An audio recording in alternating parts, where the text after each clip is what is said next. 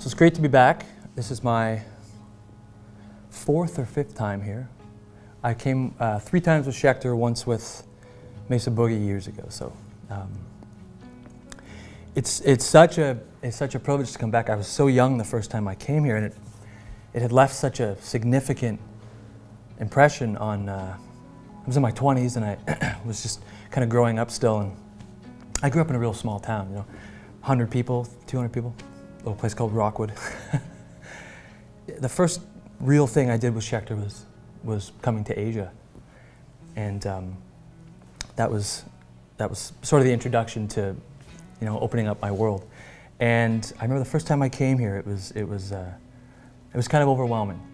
I didn't really know what to expect, and the culture shock and the food and it was so different for me. But I came to love it, and every time I've come here, I've been so spoiled rotten by the fans and just the whole experience, even the weather.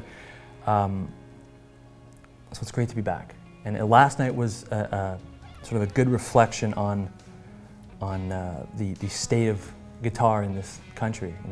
I'm here promoting Schechter as usual. Aaron, Marshall, and I came, which is really cool. I've been doing these tours alone for a long time, so it's nice to have somebody with me.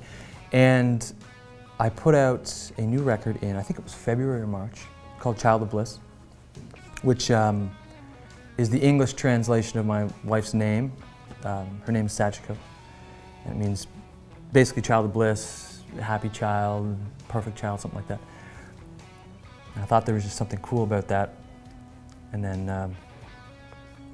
I actually, when we got married, sort of when the album started to happen, and we moved into this real small place together. And she's a knitwear designer, so she designs clothing and jewelry and all this stuff. So we'd be sitting, I'd have my computer set up here, my guitar and stuff, my piano and my synths and stuff, and she'd be sitting here working on a new shirt or like a piece of jewelry, and writing the record, and she's sitting there, and the cat jumps out. I was just like, oh. We had this 300 square foot room, but it was like there was a fireplace on in there. It was so warm. And it just happened really naturally, and it's a beautiful thing. So I finished that, and that's out in the world, and I'm playing that. As far as what I'm doing next, I have a couple really ambitious things I'm working on right now. I'm working on it sounds insane to say, I'll try and get it out because it sounds weird, but I'm working on a 3-album concept with a book that I'm wrapping up writing. So it's sort of like a fiction. It's like a fiction novel. This world I'm building, and it's going to be 3 records to support it. And I finished all of them, so it's just a matter of finding the time to properly roll it out. And it's all with the same band, which is really cool. It's Gavin Harrison played everything, and the first one's got this bass player Evan Marion on it, just amazing bass playing. And then that went so well, I'd seen Gavin had quit or ended his ties to King Crimson, and Porcupine Tree had gone on a extended hiatus. So I've known him for about, I don't know, 10 years or so. So I kind of just was like, So I sent him an email. I was like, hey man, we had a good time making that record, because I made Remarkably Human with him years ago. I said, do you want to start a band? And he was like, yeah. So I finished that album. We're going to do 3 albums. I finished that one actually a couple weeks ago, to be honest. And I've been on this tour getting the tracks from him, so it's cool to hear it all come together. I have a band with my wife called Osmanthus. We're releasing that album in a few weeks, which is really cool. I have a band with one of my best friends. He was my neighbor.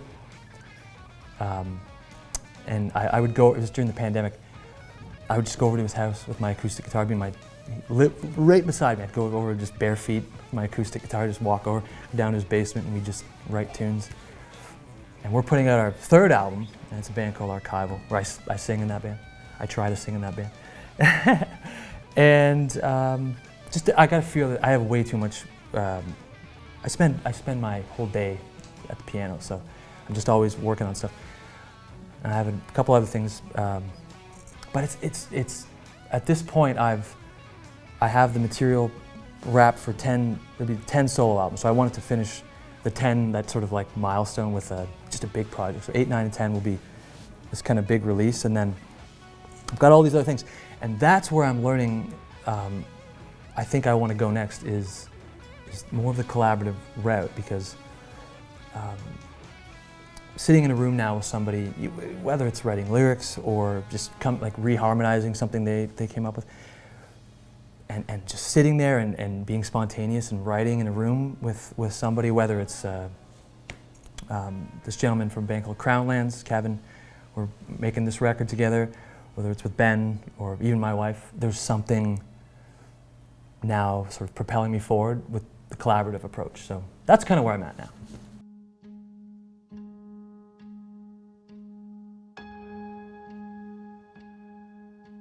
Well, you guys have set the bar so high. When I first met you, I don't remember what year that was, but it must have been 2018 or 2019, something like that. And I had been doing clinic tours with Schechter at that point for about maybe 4 years. I think we started in 2015 or so. I had been so used to what it was like doing that, and then coming here for the first time, it was just incredible. Fans, the most polite and engaging and excited fans, and yeah, it's just, unfortunately now I just expect the best when I come here. And you guys deliver, so thank you.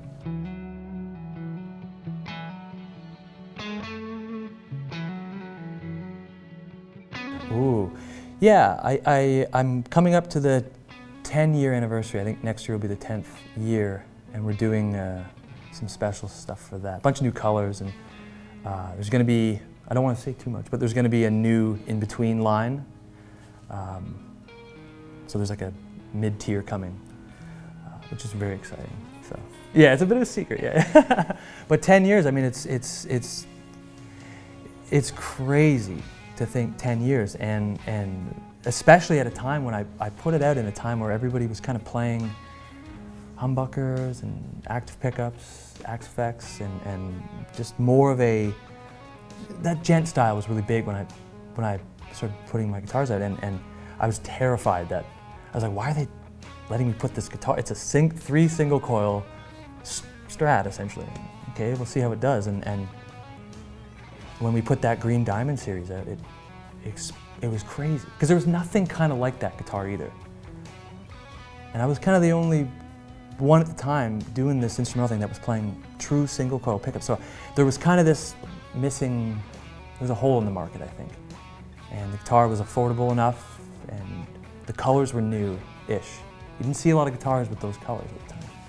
Now they're kind of really, it's become a thing. And 10 years, just the respect I have for that company, taking a chance on literally a nobody. I was a nobody. So yeah, I'm just excited to reach that. That's a crazy milestone. It feels great.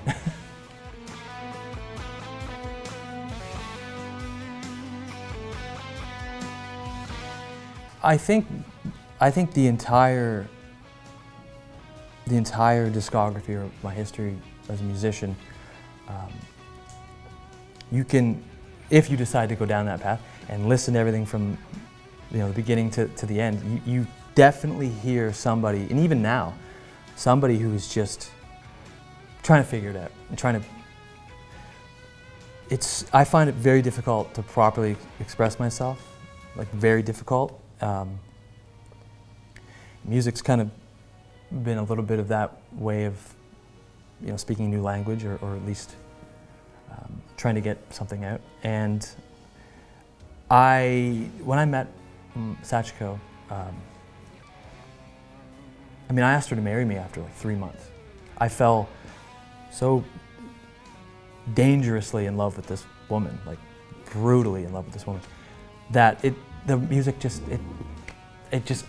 came. I remember, this is very cheesy, but I remember our second date, I held her hand, I heard it.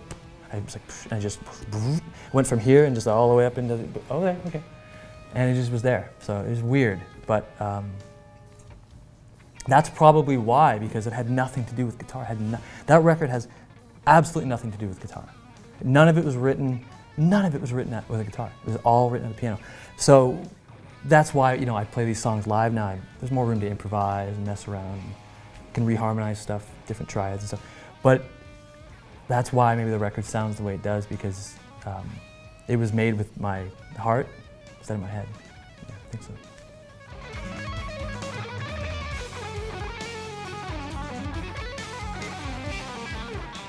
Oh, that's great. I'm glad to hear that. I've had a few different art collaborators over the years. The first gentleman I worked with, a guy named Mark Rakop, he did my first four albums.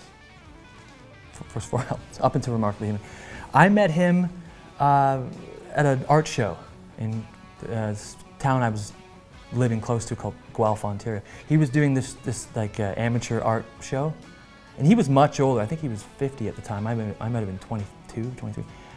And we just connected. He was really interested in 60s and 70s surf and psychedelic music, and just, he was a guitar fan. And he also connected with me because I was big into, I like old science fiction, and I like old fantasy, and even like kung fu and comics and just all of that stuff. I was really into that stuff. So you look at those first kind of four albums, they're very stylized and kind of over the top, especially the first one. Then my music started getting a little darker, and you get to Wide Eyes in the Dark and Young Language. So a gentleman who I knew very well, still one of my best friends, I just hung out with him last week, Matt Kidby, his name is. He did those two albums, and what was really cool about the difference is you went from this kind of cartoon thing to almost this like tattoo, kind of flash sheet looking art. Very specific, clean lines, completely done away with the cartoon aspect. And that was great. So we did a couple things with him, and he still does the archival artwork. But then I got really, really lucky with this last gentleman, this guy named Merrild Van Hosteren. He's from Sweden, and he does all the Mastodon and Metallica artwork for their tour ad mats and stuff. And I loved his, because everything he does is hand-drawn and he hand paints it. Like that album cover of mine was it's all hand done. And I remember just loving his work. So I sent him this record I was working on. He knew who I was, which kind of helped. He goes, yeah, okay, I know who you are, so. And he just did the most amazing job, and he brought his partner in who does lettering and just the finishing touches. And now we're going to do those three records, the big concept. We're going to do that together. So it's just sort of whatever the music is kind of telling you. You know, you find your way.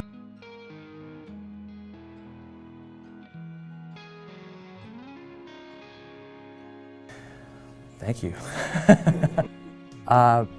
That's really hard to imagine, you know, because I grew up listening to my favorite guitar players, you know, Satriani, Steve Vai, Greg Howe, all these guys.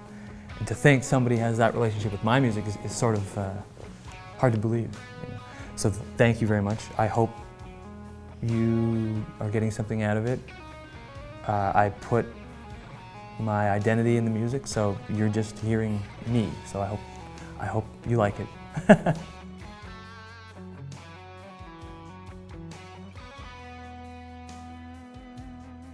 I would like to perform with some human beings next time. I've played here many times with backing tracks, which is great. I've been doing that for a long. I do that more than I do stuff with a band. Typically now with a band, I do stuff where I will fly in somewhere and there's a band there, and we do some rehearsals and we play, and that's fine. So maybe something like that. We like play with some local people. You know, just see how that goes. Maybe that's what we do. But I'd like to introduce more of a human interaction next time.